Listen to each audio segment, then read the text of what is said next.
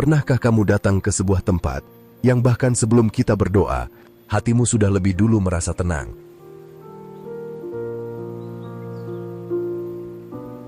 Di tepian Kali Progo, tersembunyi sebuah tempat ziarah yang bukan hanya indah dipandang, tetapi juga menyimpan kedalaman iman, sejarah dan kedamaian.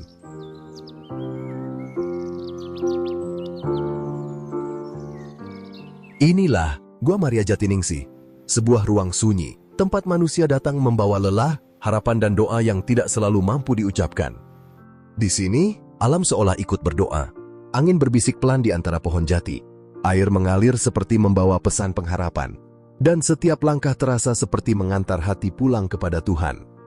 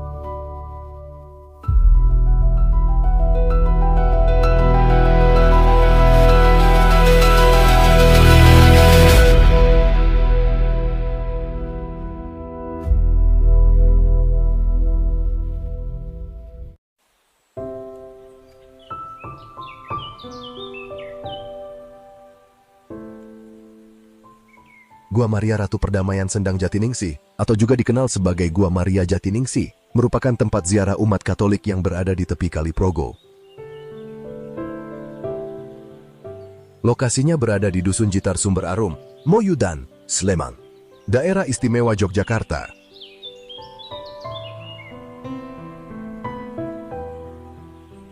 Tempat ini dikenal dengan suasananya yang tenang, sejuk, dan menyatu dengan alam. Karena itu, banyak peziarah datang ke tempat ini untuk berdoa, merenung, dan mencari kedamaian batin.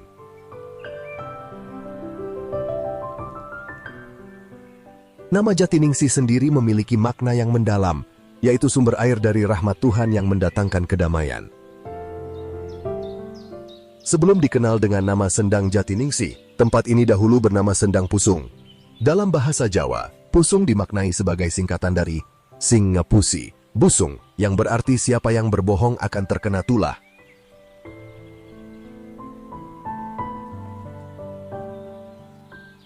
Seiring berkembangnya kehidupan spiritual masyarakat setempat, nama tersebut kemudian diubah menjadi Sendang Jatiningsih. Nama ini dipilih untuk menggambarkan tempat yang membawa berkah, ketenangan, dan kedamaian.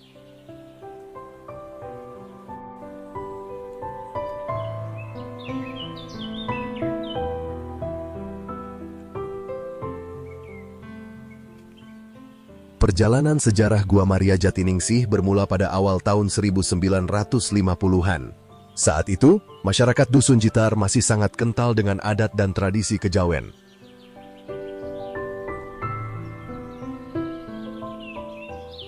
Titik penting terjadi pada tahun 1952, ketika Bapak FX Dikin menjadi warga pertama Dusun Jitar yang menerima pembaptisan dan memeluk agama Katolik.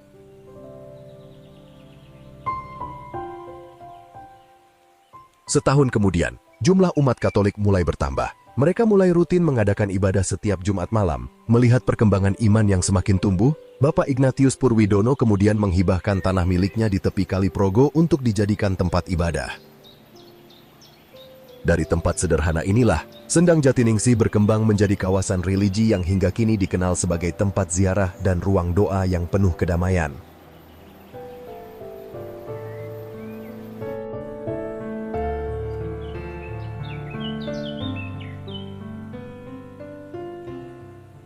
Pembangunan Gua Maria Jatiningsih lahir dari semangat kebersamaan umat. Dengan dana swadaya dan kerja gotong royong, umat setempat membangun tempat ziarah ini secara bertahap.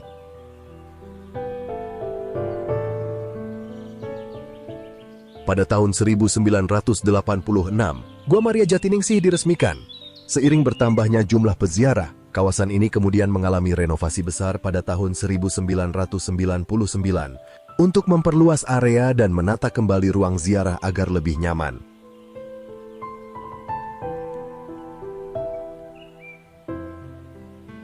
Puncak dari perjalanan pembangunan tersebut terjadi pada 17 Desember 2000, ketika tempat ini diberkati oleh Bapak Uskup Agung Semarang, Monsinyur Ignatius Suharyo. Dan pada kesempatan itu, Gua Maria Jatiningsih menerima nama resmi sebagai Gua Maria Ratu Perdamaian.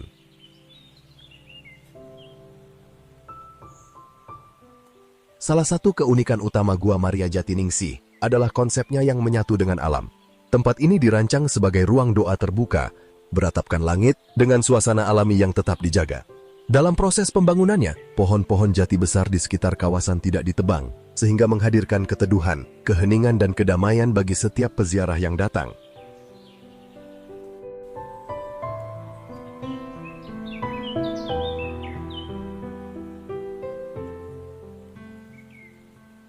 Fokus utama devosi di Gua Maria Jatiningsih terletak pada pelataran Gua Maria, sebuah ruang terbuka yang dikelilingi suasana alam yang rindang dan menenangkan. Di tempat inilah para peziarah diajak untuk sejenak berhenti dari hiruk-pikuk kesibukan, menenangkan hati dan masuk di dalam keheningan doa.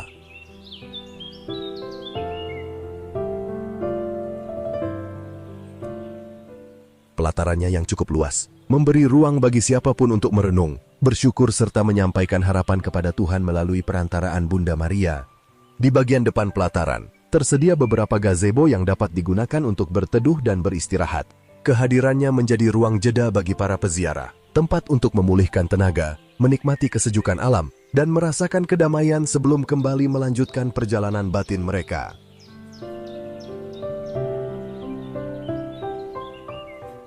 Dinding guanya tersusun dari batu putih berongga yang didatangkan dari daerah Gunung Kidul.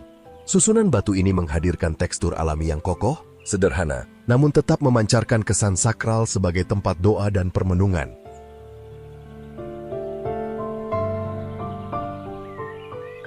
Tepat di bagian tengah gua, berdiri patung Bunda Maria, karya seorang pematung dari Muntilan. Patung ini ditahtakan pada tanggal 15 Agustus 1986, kemudian diberkati oleh Romo Mardikartono pada tanggal 8 September 1986.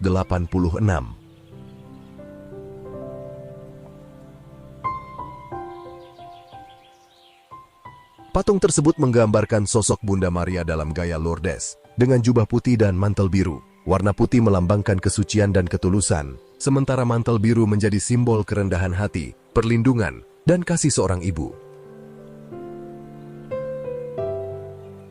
Rosario yang digenggam Bunda Maria menjadi lambang doa yang tak pernah putus.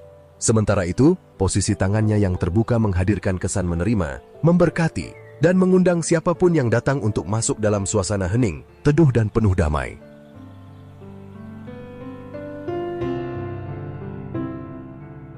Tepat di sisi kiri pelataran Gua Maria, berdiri sebuah kapel yang dibangun pada tahun 2012.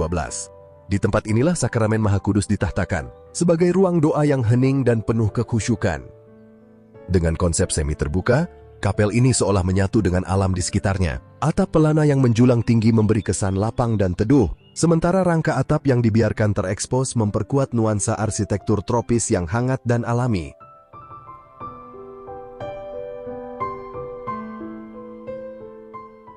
Di bagian tengah kapel, altar menjadi pusat perhatian sekaligus pusat peribadatan. Dinding berwarna putih, salib dan patung Bunda Maria menghadirkan suasana yang tenang, bersih dan khidmat. Lantai keramik yang mengkilap membuat ruang terasa terang, sementara mimbar kayu dan sentuhan batu alam pada dinding memberi kesan hangat, sederhana, namun tetap agung sebagai tempat untuk berdoa dan berjumpa dengan Tuhan.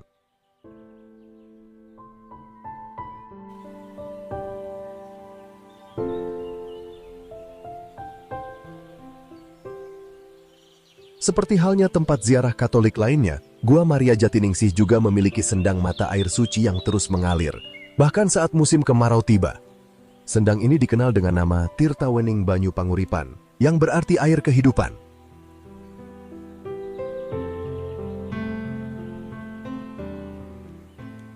Air dari sendang tersebut dialirkan melalui beberapa keran yang dapat digunakan oleh para peziarah. Tepat di samping keran-keran itu, sumber mata air utama berada, terlindung di dalam kotak kaca sebagai tanda penghormatan terhadap kesakralannya.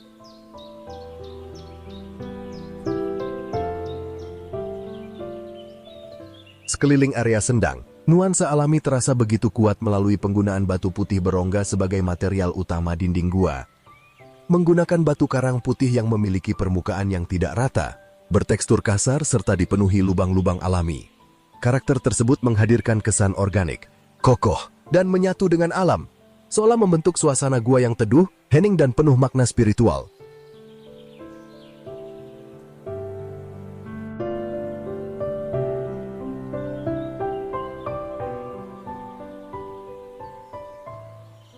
Tepat di sebelah kanan pelataran Gua Maria, kita akan menemukan sebuah salib Kristus Raja yang berdiri dengan penuh makna.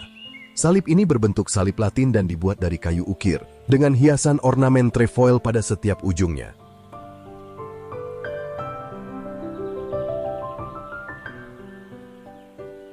Pada bagian tengah, tampak sosok Tuhan Yesus yang tersalib, menjadi lambang kasih yang sempurna, pengorbanan serta penebusan bagi umat manusia. Di atas tubuh Kristus, terlihat simbol burung merpati yang melambangkan Roh Kudus. Sementara itu, relief tokoh-tokoh kudus di sekeliling salib semakin menghadirkan suasana doa, keheningan dan permenungan yang mendalam.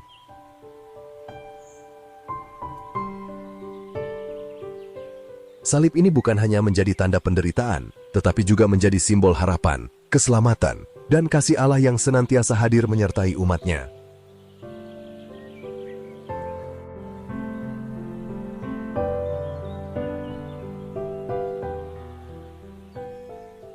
Tepat di belakang salib Kristus Raja, kita akan menjumpai sebuah lorong setapak dengan dinding seperti gua dan berpola batu alam yang bertekstur kasar. Lorong ini akan menuntun kita menuju Kapel Adorasi Ekaristi Abadi, Ibu Maria Ratuning Katentraman. Kapel Adorasi Ekaristi Abadi diberkati oleh Monsinyur Yohanes Pujo Sumarto pada tanggal 1 Januari 2012, bertepatan dengan Hari Raya Maria Bunda Allah dan Hari Perdamaian Sedunia. Pemberkatan tersebut dilaksanakan dalam perayaan Ekaristi yang khidmat sebagai tanda syukur atas hadirnya ruang doa yang menjadi tempat hening, adorasi, dan perjumpaan umat dengan Tuhan. Kapel mempunyai bentuk sederhana namun teduh dan menyatu dengan suasana alam di sekitarnya. Bangunan kapel didominasi material kayu berwarna coklat kemerahan. Bentuk atapnya tinggi dengan model pelana yang runcing, menghadirkan kesan agung sekaligus menaungi ruang ibadah di bawahnya. Pada bagian depan terlihat ornamen ukiran dan susunan kayu yang rapi, memperkuat nuansa tradisional serta memberi karakter khas pada bangunan. Dinding dan pintu kapel dibuat dengan pola kayu geometris, sehingga tampil indah tanpa kehilangan kesan sederhana.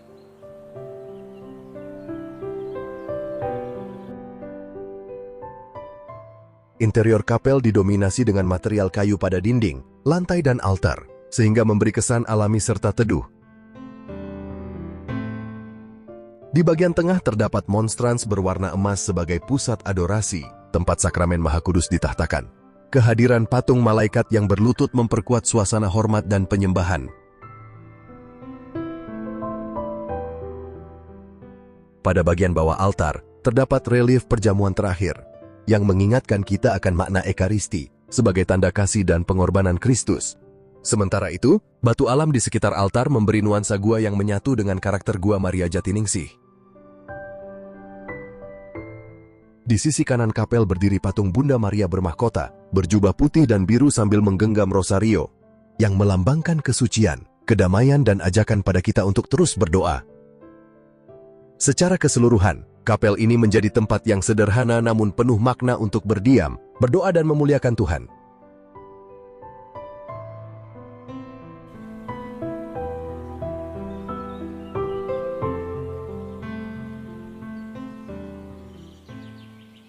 Jalan salib di Gua Maria Ratu Perdamaian Sendang Jatiningsih menjadi salah satu bagian penting dalam perjalanan rohani para peziarah.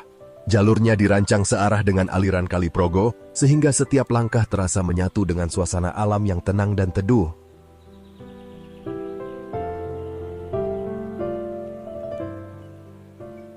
Di tempat ini, peziarah dapat memilih dua rute jalan salib.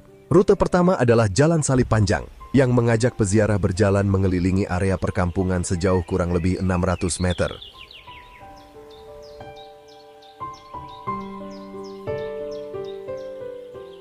Melewati jalur panjang ini, perjalanan jalan salib terasa lebih mendalam karena peziarah diajak merenungkan sengsara Kristus sambil melewati suasana pedesaan yang sederhana dan alami.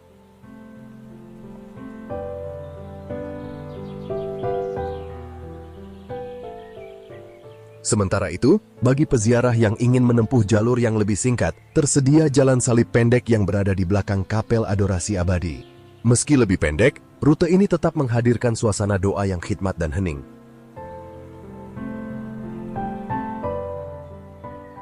Kedua rute tersebut memberi ruang bagi setiap peziarah untuk berdoa sesuai dengan kondisi dan kebutuhan masing-masing. Entah melalui perjalanan panjang maupun singkat, jalan salib di Sendang Jatiningsih tetap menjadi kesempatan untuk merenung, menyatukan langkah dengan doa, dan semakin mendekatkan diri kepada Tuhan.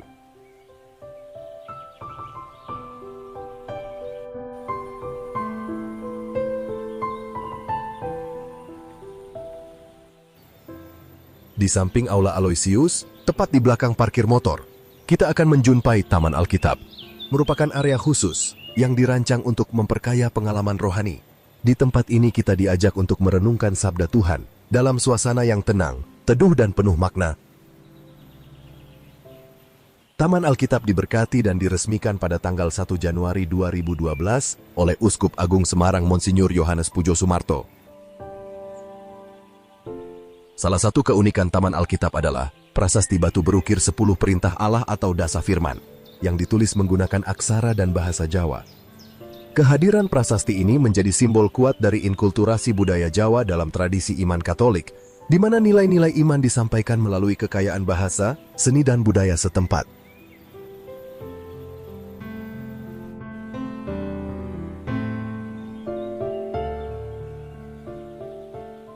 Di depan lokasi jalan salib jalur pendek, kita akan menemukan patung Yesus dan wanita Samaria. Diberkati oleh Romo Franciscus Saverius Murdi Susanto pada tanggal 11 September 2016.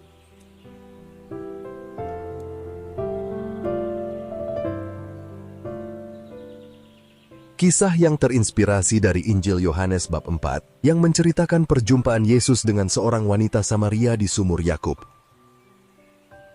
Yesus memulai percakapan itu dengan kalimat yang sederhana, "Berilah aku minum." Dari permintaan sederhana itu, terbukalah sebuah dialog yang sangat dalam. Yesus menawarkan air hidup, yaitu anugerah keselamatan yang mampu memuaskan dahaga rohani manusia untuk selamanya.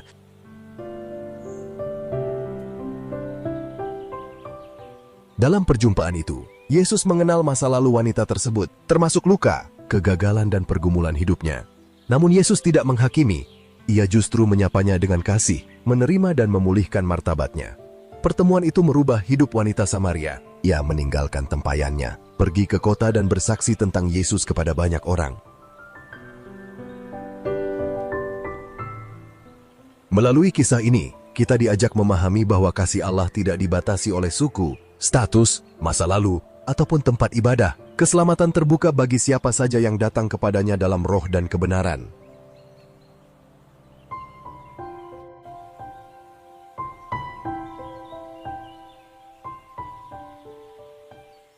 Perjalanan selanjutnya membawa kita pada sebuah ruang devosi yang terbuka, sederhana, namun penuh suasana kontemplatif.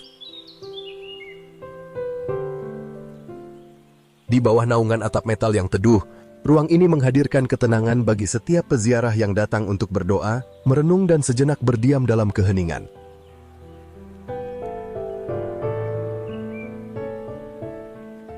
Tepat di bagian tengah, ditatakan patung Dyah Maria Ibu Sungkowo, yang lebih dikenal sebagai Pieta. Patung ini menjadi pusat perhatian, bukan hanya secara visual, tetapi juga secara spiritual. Dalam bahasa Jawa, kata Dyah merupakan gelar kehormatan bagi seorang wanita bangsawan, sementara Ibu Sungkowo berarti ibu yang berduka cita, selaras dengan devosi Katolik kepada Bunda Maria Berduka Cita atau Our Lady of Sorrows. Patung Pieta ini menggambarkan momen yang sangat menyentuh. Tubuh Yesus Kristus setelah diturunkan dari salib berada dalam pangkuan ibunya.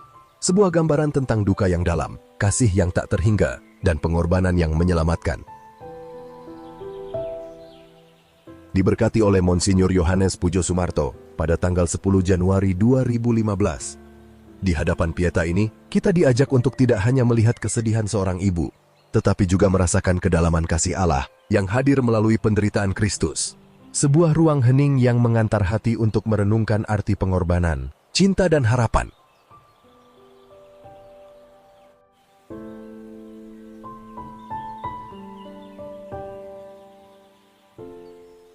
Tepat di dekat perhentian terakhir jalan salib yang panjang, kita akan menjumpai sebuah diorama penyaliban Yesus. Di tempat ini kita diajak mengenang saat paling menyentuh di kaki salib, ketika Yesus menyerahkan ibunya kepada Yohanes murid yang dikasihi. Dalam Injil Yohanes bab 19 ayat 26-27, Yesus berkata, "Ibu, inilah anakmu." Lalu kepada muridnya, "Inilah ibumu."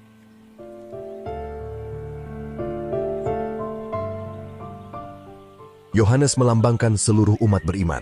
Melalui peristiwa ini, Yesus menyerahkan umat manusia ke dalam perlindungan kasih keibuan Maria. Sejak saat itu, Maria hadir sebagai ibu bagi gereja dan bagi semua orang yang percaya. Diorama salib ini menjadi ruang devosi yang mengajak peziarah berhenti sejenak, menatap pengorbanan Kristus, dan menyadari betapa besar kasih Allah bagi manusia. Salib bukan hanya tanda penderitaan, tetapi juga tanda harapan, penebusan dan kehidupan baru.